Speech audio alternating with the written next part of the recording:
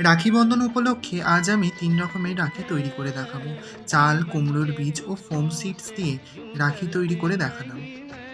ঘরে থাকা এই কটি উপকরণ দিয়েই কত সুন্দর জিনিস বানানো যায়, তাই না?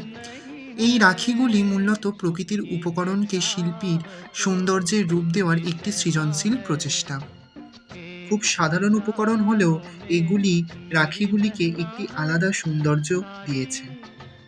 সাদা চালের কোমলতা আর কুমড়োর বীজ স্বাভাবিক আকৃতি একসঙ্গে মিলে রাখিগুলিতে একটি গ্রাম বাংলায় মাটির গন্ধ, প্রকৃতির ছোঁয়া এনে দেয়। রাখিবন্ধন জনপ্রিয় করে তুলেছিলেন রবীন্দ্রনাথ ঠাকুর। রাখিবন্ধন শুধু হাতে একটি সুতো বাঁধার উৎসব নয়, এটি ভালোবাসা, স্নেহ, বিশ্বাস ও পারিবারিক বন্ধনের প্রতীক।